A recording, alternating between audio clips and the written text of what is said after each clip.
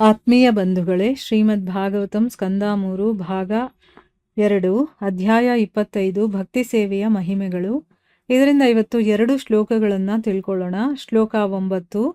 ಯ ಆದ್ಯೋ ಭಗವಾನ್ ಪುಂಸಾಮೀಶ್ವರೋ ವೈ ಭವಾನ್ ಕಿಲ ಲೋಕಸ್ಯ ತಮಸಾಂಧಸ್ಯ ಚಕ್ಷುಃ ಸೂರ್ಯ ಇವೋದಿತಃ. ಅನುವಾದ: ನೀನು ಸಕಲ ಜೀವಿಗಳಿಗೆ ಮೂಲನೂ ಸರ್ವೋನ್ನತ ಪ್ರಭುವೂ ಆದ ದೇವೋತ್ತಮ ಪರಮಪುರುಷನಾಗಿರುವೆ. ವಿಶ್ವದ ಅಜ್ಞಾನದ ಕತ್ತಲೆಯನ್ನು ಚದುರಿಸಲಿಕ್ಕಾಗಿ ಸೂರ್ಯನ ಕಿರಣಗಳನ್ನು ಪಸರಿಸಲು ನೀನು ಉದಯಿಸಿರುವೆ. ಶ್ಲೋಕ 10. ಅಥಮೇ ದೇವ ಸಮ್ಮೋಹಮಪಾಕ್ರಷ್ಟುಂ ತ್ವಮರ್ಹಸಿ ಯೋವಗ್ರಹೋಹಂ ಮಮೇತೀತ್ಯೇ ತಸ್ಮಿನ್ ಯೋಜಿತಸ್ತ್ವಯ. ಅನುವಾದ: ನನ್ನ ಪ್ರಭುವೇ, ನನ್ನ ಮಹಾಮೋಹವನ್ನು ಹೋಗಲಾಡಿಸು, ದಯವಿಟ್ಟು ಅನುಗ್ರಹಿಸು. ನನ್ನ ಹುಸಿ ಅಹಂಕಾರದ ಭಾವನೆಯಿಂದಾಗಿ ನಿನ್ನ ಮಾಯೆಗೆ ಸಿಲುಕಿದ್ದೇನೆ ಮತ್ತು ನನ್ನನ್ನು ದೇಹ ಮತ್ತು ತತ್ಪರಿಣಾಮವಾದ ಸಂಬಂಧಗಳೊಂದಿಗೆ ಗುರುತಿಸಿಕೊಂಡಿದ್ದೇನೆ. ಇವು ಶ್ಲೋಕಗಳು ಮತ್ತು ಅವುಗಳ ಅನುವಾದ. ಈಗ ಭಾವಾರ್ಥದ ಮೂಲಕ ನಾವು ಇದರ ಅರ್ಥವನ್ನು ತಿಳ್ಕೊಳ್ಳೋದಕ್ಕೆ ಪ್ರಯತ್ನ ಮಾಡೋಣ. ಓದ ಭಾಗದಲ್ಲಿ ನಾವೇನು ತಿಳ್ಕೊಂಡ್ವಿ? ದೇವಹೂತಿ ಕೇಳ್ತಾಳೆ, ಅಜ್ಞಾನದ ಪ್ರದೇಶದಿಂದ ಹೊರಗಡೆ ಹೋಗೋದಕ್ಕೆ ಭಗವಂತನಾಗಿರುವಂಥ ನೀನೇ ನನ್ನ ಏಕೈಕ ಸಾಧನವಾಗಿದೆಯಾ. ನೀನು ನನ್ನ ದಿವ್ಯ ಚಕ್ಷುಸ್ಸು, ಅಂದರೆ ದಿವ್ಯ ಕಣ್ಣುಗಳು. ಅದನ್ನು ನಿನ್ನ ಕರುಣೆಯಿಂದ ನಾನು ಜನ್ಮ ಜನ್ಮಾಂತರಗಳ ನಂತರ ಪಡೆದಿದ್ದೀನಿ. ಎಷ್ಟೋ ಜನ್ಮಗಳನ್ನು ಕಳೆದ ಮೇಲೆ ನೀನು ನನಗೆ ದಿವ್ಯ ಚಕ್ಷುವಾಗಿ ಸಿಕ್ಕಿದೀಯಾ ಅಂತಂದ್ಬಿಟ್ಟು ಕೇಳ್ಕೊಳ್ತಾ ಇದ್ಲು. ಅದನ್ನು ತಿಳ್ಕೊಂಡಿದ್ವಿ.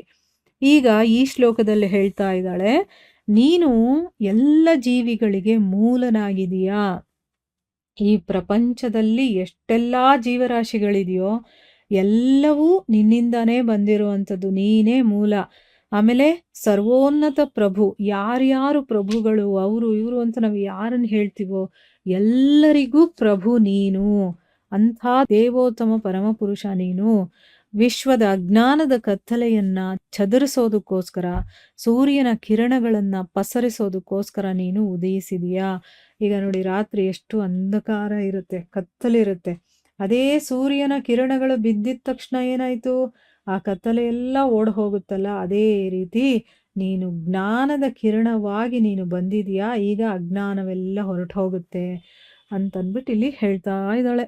ಈಗ ಭಾವಾರ್ಥದಲ್ಲಿ ಗುರುಗಳು ಇದಕ್ಕೆ ಏನು ಹೇಳಿದ್ದಾರೆ ಅಂತ ತಿಳ್ಕೊಳ್ಳೋಣ.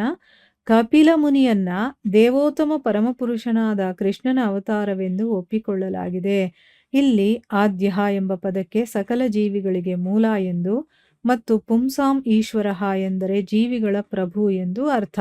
ಈಶ್ವರ ಪರಮ ಕೃಷ್ಣ ಅಂತ. ಕಪಿಲ ಮುನಿಯು ಆಧ್ಯಾತ್ಮಿಕ ಜ್ಞಾನದ ಸೂರ್ಯನಾದ ಕೃಷ್ಣನ ನೇರ ವಿಸ್ತರಣೆಯಾಗಿದ್ದಾನೆ. ಹೇಗೆ ಸೂರ್ಯನು ವಿಶ್ವದ ಕತ್ತಲನ್ನು ಚದುರಿಸುವನೋ ಹಾಗೆಯೇ ದೇವೋತ್ತಮ ಪರಮಪುರುಷನ ಬೆಳಕು ಕೆಳಗಿಳಿದು ಬಂದಾಗ ಅದು ಒಮ್ಮೆಗೆ ಮಾಯೆಯ ಕತ್ತಲನ್ನು ಚದುರಿಸುತ್ತದೆ. ನಾವು ನಮ್ಮ ಕಣ್ಣುಗಳನ್ನು ಹೊಂದಿದ್ದೇವೆ, ಆದರೆ ಸೂರ್ಯನ ಬೆಳಕು ಇಲ್ಲದೆ ನಮ್ಮ ಕಣ್ಣುಗಳಿಗೆ ಬೆಲೆಯೇ ಇಲ್ಲ. ಅಂತೆಯೇ ಸರ್ವೋತ್ತಮನಾದ ಭಗವಂತನ ಪ್ರಕಾಶವಿಲ್ಲದೆ ಅಥವಾ ಸದ್ಗುರುವಿನ ದೈವಿಕ ಅನುಗ್ರಹವಿಲ್ಲದಿದ್ದರೆ ಯಾರೂ ವಸ್ತುಗಳನ್ನು ಅವುಗಳಿದ್ದಂತೆ ಕಾಣಲಾರರು. ಈಗ ಇಲ್ಲಿ ಭಾವಾರ್ಥದಲ್ಲಿ ಗುರುಗಳು ಏನು ಹೇಳ್ತಾ ಇದ್ದಾರೆ ಅಂತಂದ್ರೆ, ಕಪಿಲ ಮುನಿಯನ್ನ ಆ ದೇವೋತ್ತಮ ಪರಮಪುರುಷನಾದ ಕೃಷ್ಣನ ಅವತಾರ ಅಂತ ಒಪ್ಕೊಂಡಿದ್ದಾರೆ. ಇಲ್ಲಿ ಆದ್ಯ ಅನ್ನುವಂಥ ಪದಕ್ಕೆ ಅರ್ಥ ಏನು? ಎಲ್ಲ ಜೀವಿಗಳಿಗೂ ಕೂಡ ಮೂಲನಾಗಿರುವಂಥವನು ಅಂತ ಅರ್ಥ. ಮತ್ತೆ ಪುಂಸಾಂ ಈಶ್ವರ ಅಂತಂದ್ರೆ ಜೀವಿಗಳ ಪ್ರಭು, ಅಂದ್ರೆ ಯಾರ್ಯಾರು ಪ್ರಭು ಅಂತ ಅನ್ನಿಸ್ಕೊಂಡಿದಾರೋ. ಈಗ ಸಾಮಾನ್ಯ ಜೀವಿಗಳಿಗೆ ಒಬ್ಬ ರಾಜ ಇರ್ತಾನೆ, ಅವನನ್ನ ಪ್ರಭು ಅಂತಾರೆ, ಒಡೆಯ ಅಲ್ವಾ. ಅಂಥ ಒಡೆಯರಿಗೂ ಒಡೆಯನಾಗಿರುವಂಥವನು. ಈಗ ಎಲ್ಲ ರಾಜರಿಗೂ ದೇವತೆಗಳು ಒಡೆಯರಾದ್ರೆ ಅವರಿಗಿಂತ ಒಡೆಯನು, ಅವರಿಗೇ ಒಡೆಯನು ಅಂದ್ರೆ ಏನು?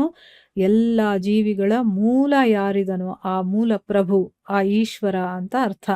ಈಶ್ವರ ಪರಮಃ ಕೃಷ್ಣ ಅಂತ ಹೇಳ್ತಾರೆ, ಅಂದ್ರೆ ಕೃಷ್ಣನೇ ಪರಮ ಈಶ್ವರ ಅಂತ ಹೇಳ್ತಾರೆ. ಕಪಿಲ ಮುನಿ ಆಧ್ಯಾತ್ಮಿಕ ಜ್ಞಾನದ ಸೂರ್ಯನಾದ. ಈಗ ನೋಡಿ, ಆಧ್ಯಾತ್ಮಿಕ ಜ್ಞಾನಕ್ಕೆ ಸೂರ್ಯ ಯಾರು ಅಂತಂದ್ರೆ ಕೃಷ್ಣ, ಅವನ ನೇರ ವಿಸ್ತರಣೆ. ಈಗ ನಮಗೆ ಭಗವದ್ಗೀತೆಯನ್ನ ಕೊಟ್ಟಿರುವಂಥವನು ಯಾರು? ಭಗವಂತ ಕೃಷ್ಣನೇ. ಈ ಎಲ್ಲ ಪುರಾಣಗಳು, ಏನೇನು ವೇದಗಳು, ಅದರ ಒಂದು ವಿಚಾರಗಳಾಗಿರ್ಬೋದು, ವೇದಾಂತ ಆಗಿರ್ಬೋದು, ಏನಾದರೂ ತಗೊಳ್ಳಿ, ಎಲ್ಲವೂ ಭಗವಂತನಿಂದನೇ ಬಂದಿರುವಂಥದ್ದು. ಅದು ನಮ್ಮ ಅಜ್ಞಾನವನ್ನು ಓಡಿಸುತ್ತೆ. ಅದಕ್ಕೆ ಅವನನ್ನು ಸೂರ್ಯ ಹೇಗೆ ಕತ್ತಲನ್ನು ಓಡಿಸ್ತಾನೋ ಸೂರ್ಯ, ಈ ಇಡೀ ವಿಶ್ವದ ಕತ್ತಲನ್ನೇ ಚದುರಿಸ್ಬಿಡ್ತಾನೆ, ಅದೇ ರೀತಿ ಆ ಭಗವಂತನ ಬೆಳಕು ಕೆಳಗಿಳಿದು ಬಂದಾಗ ಈ ಮಾಯೆ ಅನ್ನುವಂಥ ಕತ್ತಲು ಒಂದೇ ಸರಿಗೆ ಚದುರು ಹೋಗುತ್ತೆ. ಈಗ ನಾವು ಕಣ್ಣುಗಳನ್ನು ಪಡ್ಕೊಂಡಿದ್ದೀವಿ, ಆದರೆ ಸೂರ್ಯನ ಬೆಳಕಿಳ್ದೇ ಇದ್ರೆ ನಮ್ಮ ಕಣ್ಣುಗಳು ಏನು ಪ್ರಯೋಜನ ಇಲ್ಲ ಅಲ್ವಾ? ಕತ್ಲಲ್ಲಿ ನಮ್ಗೇನಾದರೂ ಕಾಣಿಸುತ್ತಾ? ಇಲ್ಲ, ಸೂರ್ಯನ ಬೆಳಕಿದ್ರೆ ಮಾತ್ರ ನಮಗೆ ಕಾಣಿಸೋದು. ಅದೇ ರೀತಿ ಆ ಭಗವಂತನ ಪ್ರಕಾಶವಿಲ್ಲದೆ ಅಥವಾ ಸದ್ಗುರುವಿನ ದೈವಿಕ ಅನುಗ್ರಹ ಇಲ್ಲದೆ ಯಾರು ವಸ್ತುಗಳನ್ನು ಅದಿದ್ದ ಹಾಗೆ ಕಾಣೋದಿಲ್ಲ. ಈಗ ನಾವು ದೇವರು ಅಂದರೆ ನಮ್ಮದೇ ಒಂದು ಕಲ್ಪನೆಯಲ್ಲಿ ಬದುಕ್ತಾ ಇದೀವಿ ತಿಳ್ಕೊಂಡು. ಆದರೆ ಅದು ಏನು ಅಂತ ತಿಳ್ಕೊಡೋನು, ಅಂದರೆ ಈ ದೇಹ ಅಂದರೆ ಏನು, ಆತ್ಮ ಅಂದರೆ ಏನು, ಭಗವಂತ ಅಂದರೆ ಏನು, ಪ್ರಕೃತಿ ಅಂದರೆ ಏನು, ಏನೂ ಗೊತ್ತಿಲ್ಲ ನಮಗೆ. ನಾವು ಏನೋ ಒಂದು ಕಲ್ಪನೆ ಮಾಡಿಕೊಂಡು ನಾವು ಅದನ್ನು ಆರಾಧಿಸ್ತಾ ಇದ್ದೀವಿ, ಪೂಜಿಸ್ತಾ ಇದ್ವಿ, ಎಲ್ಲ ಮಾಡ್ತಾ ಇದ್ದೀವಿ. ಆದರೆ ಅದು ಏನು ಅಂತ ಇರೋ ಹಾಗೆ ಹೇಳ್ಕೊಡೋನು, ಅಂದರೆ ಸತ್ಯ ಸಂಗತಿಯನ್ನು ತಿಳಿಸ್ಕೊಡುವಂಥವ್ರು ಯಾರು ಅಂತಂದರೆ ಒಬ್ಬ ಸದ್ಗುರು. ಆ ಭಗವಂತನ ಪ್ರಕಾಶ ಇಲ್ಲದೆ ಅವನು ಬರಲಿಲ್ಲ ಅಂತಂದರೆ ನಮ್ಮಲ್ಲಿರುವಂಥ ಅಜ್ಞಾನ ಹಾಗೆಯೇ ಇದು ಬಿಡುತ್ತೆ. ನಾವು ಅದನ್ನೇ ಯಾವುದನ್ನ ಅಂದ್ಕೊಂಡಿದ್ದೀವೋ ಅದನ್ನೇ ನಿಜ ಅಂದ್ಕೊಂಡಿರ್ತೀವಿ, ಆದರೆ ನಾವು ಭ್ರಮೇಲಿ ಬದುಕ್ತಾ ಇರ್ತೀವಿ. ಆ ಭ್ರಮೆಯನ್ನು, ಆ ಮಾಯೆಯನ್ನು ದೂರ ಮಾಡುವಂಥವ್ರು ಯಾರಪ್ಪ ಅಂತಂದರೆ ಸದ್ಗುರು ಇರಬೇಕು, ಇಲ್ಲಾಂದರೆ ಆ ಭಗವಂತ ಇರಬೇಕು. ಇವರಿಬ್ಬರಿಂದನೇ ಆಗೋದು. ಸೊ ಅದಕ್ಕಿಲ್ಲಿ ಕಪಿಲ ಮುನಿಗಳು ಭಗವಂತನ ಅವತಾರನೇ, ಸ್ವಯಂ ಭಗವಂತನೇ ಅಲ್ಲಿ ಜ್ಞಾನದ ಆಧ್ಯಾತ್ಮಿಕ ಜ್ಞಾನವನ್ನು ಕೊಡೋದಕ್ಕೋಸ್ಕರ ಬಂದಿದ್ದಾನೆ ಅಂತಂದ್ಬಿಟ್ಟು ಇಲ್ಲಿ ಅರ್ಥ. ಇನ್ನು ಮುಂದಿನ ಶ್ಲೋಕದಲ್ಲಿ ಅವಳು ಹೇಳ್ತಾಳೆ, ನನ್ನ ಪ್ರಭುವೇ, ನನ್ನ ಮಹಾಮೋಹವನ್ನು ಹೋಗಲಾಡಿಸಿ ದಯವಿಟ್ಟು ಅನುಗ್ರಹ ಮಾಡು. ನೋಡಿ, ಈ ಮೋಹ ಅನ್ನೋದು ಎಲ್ಲರಿಗೂ ಕವಿಯುತ್ತೆ.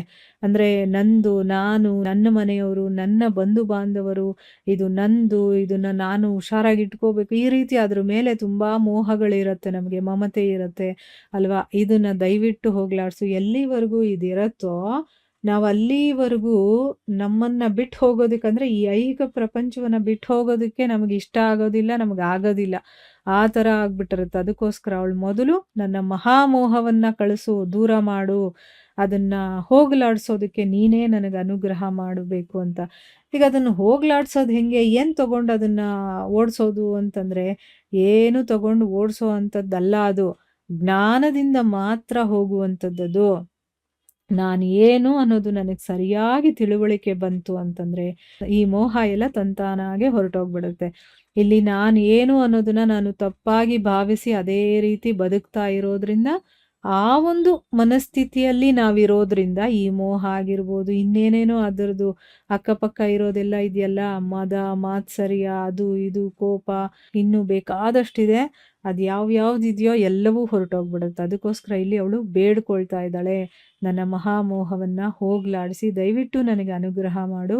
ನನ್ನ ಹುಸಿ ಅಹಂಕಾರದ ಭಾವನೆಯಿಂದಾಗಿ ನಿನ್ನ ಮಾಯೆಗೆ ಸಿಕ್ಕಾಕೊಂಡಿದ್ದೀನಿ. ನೋಡಿ, ಇಲ್ಲಿ ನಮಗೆ ಅಹಂಕಾರ ಇದೆಯಲ್ಲ, ಅದು ನಿಜವಾದ ಅಹಂಕಾರ ಅಲ್ವೇ ಅಲ್ಲ, ಅದು ಸುಳ್ಳು. ಅಹಂಕಾರ ಅನ್ನೋದು ನಮಗಿಲ್ವೇ ಇಲ್ಲ, ಆದರೂ ಇಲ್ಲಿ ನಾವು ಬರೆಸ್ಕೊಂಡಿದ್ದೀವಿ. ಹುಸಿ ಅಹಂಕಾರ ಇರೋ ಕಾರಣದಿಂದನೇ ನಾವು ನಿನ್ನ ಮಾಯೆಗೆ ಸಿಕ್ಕಾಕೊಂಡಿರೋದು. ಯಾವಾಗ ಈ ಅಹಂಕಾರ, ನಾನು, ನಂದು, ನಾನೇ ಅನ್ನೋದೆಲ್ಲ ಹೋಗ್ಬಿಡುತ್ತೋ ಆವಾಗ ನಿನ್ನ ಮಾಯಿಂದ ನಾವು ಬಿಡುಗಡೆ ಹೊಂದೋದಕ್ಕೆ ಸಾಧ್ಯ ಅಥವಾ ಬಿಡುಗಡೆ ಹೊಂದುತ್ತೀವಿ ಅಂತ ಅರ್ಥ. ಇಲ್ಲಿ ನನ್ನಲ್ಲಿ ಆ ಅಹಂಕಾರ ಇರೋ ಕಾರಣದಿಂದ ನಾನು ಮಾಯೆಗೆ ಸಿಕ್ಕಾಕೊಂಡಿದ್ದೀನಿ, ಮತ್ತು ನನ್ನನ್ನು ದೇಹ ಮತ್ತು ತತ್ಪರಿಣಾಮವಾದ ಸಂಬಂಧಗಳ ಜೊತೆ ಗುರುತಿಸ್ಕೊಂಡಿದ್ದೀನಿ. ಈಗ ನೋಡಿ, ನಮ್ಮಲ್ಲಿ ಹುಸಿ ಅಹಂಕಾರ ಇರೋ ಕಾರಣದಿಂದ ನಾವು ಮಾಯೆಗೆ ಸಿಕ್ಕಾಕೊಳ್ತೀವಿ. ಮಾಯೆಗೆ ಸಿಕ್ಕಾಕೊಂಡಿರೋ ಕಾರಣದಿಂದ ಈ ದೇಹವನ್ನೇ ನಾನು ಅಂತ ಫಸ್ಟ್ ತಿಳ್ಕೊಳ್ಳೋದು ಒಂದು ದೊಡ್ಡ ತಪ್ಪು. ಆಮೇಲೆ ಈ ದೇಹಕ್ಕೆ ಸಂಬಂಧಪಟ್ಟಿರೋರು ಯಾರ್ಯಾರಿದಾರೋ ಅವ್ರನ್ನೆಲ್ಲ ನಮ್ಮವರು ಅಂತ ಆ ಸಂಬಂಧಗಳ ಜೊತೆ ನಾನು ಗುರುತಿಸ್ಕೊಳ್ತೀನಿ. ಅಂದರೆ ಇವ್ರ ಅಮ್ಮ ನಾನು, ಇವರ ಅಪ್ಪ ನಾನು, ಅಥವಾ ಇವ್ರ ಮಗಳು ನಾನು, ಅಥವಾ ಇವ್ರ ಹೆಂಡತಿ ನಾನು ಅಂತ ಈ ರೀತಿ ಆ ದೇಹಕ್ಕೆ ಸಂಬಂಧಪಟ್ಟಂತಹ ಸಂಬಂಧಗಳ ಜೊತೆ ನನ್ನನ್ನು ನಾನು ಗುರುತಿಸ್ಕೊಳ್ಳೋದಕ್ಕೆ ಶುರು ಮಾಡ್ತೀನಿ. ಅದೆಷ್ಟು ತಪ್ಪಲ್ವಾ? ಈಗ ನಮ್ಮನ್ನು ನಾವು ಯಾರಲ್ವೋ ಅದನ್ನು ನಾವು ಅಂತ ತಿಳ್ಕೊಳ್ಳೋದು. ಅಲ್ಲಿಗೆ ಮೊದಲು ಅಲ್ಲಿ ತಪ್ಪು ಮಾಡಿಬಿಟ್ವಿ ಅಂದಮೇಲೆ ಇನ್ನೆಲ್ಲವೂ ತಪ್ಪಾಗೆ ಹೋಗ್ತಾ ಇರುತ್ತೆ. ಸೊ ಈ ದೇಹಕ್ಕೆ ಸಂಬಂಧಪಟ್ಟಿರೋರು ನನ್ನವರು. ಈ ದೇಹದಿಂದಾನೇ ಬಂದಿರುವಂಥ ನನ್ನ ಮಕ್ಕಳು ನನಗೆ ಸರ್ವಸ್ವ ಅಂತೆಲ್ಲ ಈ ರೀತಿ ಬೇರೆ ಸಂಬಂಧಗಳ ಜೊತೆ ಸಿಕ್ಕಾಕೊಂಡು ನಾವು ಇನ್ನೊಂದಷ್ಟು ಮಾಯೆಗೆ ಒಳಗಾಗಿ ಅದರಲ್ಲೇ ನಾವು ಬಂಧಿಸ್ತಾ ಹೋಗ್ಬಿಡ್ತೀವಿ. ಅಂದ್ರೆ ನಮ್ಮನ್ನ ನಾವೇ ಕಟ್ಟಾಕ್ಕೊಳ್ತಾ ಹೋಗ್ಬಿಡ್ತೀವಿ. ಆ ರೀತಿ ಆಗ್ಬಿಡುತ್ತೆ. ಅದಕ್ಕೆ ಇಲ್ಲಿ ಕೇಳ್ಕೊಳ್ತಾ ಇದ್ದಾಳೆ, ಮೊದಲು ನನಗೆ ಈ ಮಹಾ ಮೋಹದಿಂದ ನೀನು ಹೊರಗಡೆ ತಗೊಂಡ್ ಬಾ. ಮತ್ತೆ ಈ ಹುಸಿ ಅಹಂಕಾರ ನನ್ನಲ್ಲಿದೆಯಲ್ಲ ಅದನ್ನು ದೂರ ಮಾಡು. ಆ ಒಂದಿರೋದ್ರಿಂದಾನೇ ಈ ಮಾಯೆಗೆ ನಾನು ಸಿಕ್ಕಾಕೊಂಡಿರೋದು. ಮತ್ತೆ ಈ ದೇಹವನ್ನೇ ನಾನು ಅಂತ ತಿಳ್ಕೊಂಡು ಅದರ ಸಂಬಂಧಗಳೇನಿದೆಯೋ ಅದರ ಜೊತೆ ನಾನು ಬಂಧನಕ್ಕೆ ಒಳಗಾಗ್ತಾ ಇದ್ದೀನಿ ಅಂತಂದ್ಬಿಟ್ಟು ಇಲ್ಲಿ ಕೇಳ್ಕೊಳ್ತಾ ಇದ್ದಾಳೆ. ಇದರ ಮುಂದುವರಿದ ಭಾಗ ಇನ್ನೂ ಇದೆ. ಅದನ್ನ ನಾವು ಮುಂದಿನ ಭಾಗದಲ್ಲಿ ತಿಳ್ಕೊಳ್ಳೋಣ. ಹರೇ ಕೃಷ್ಣ.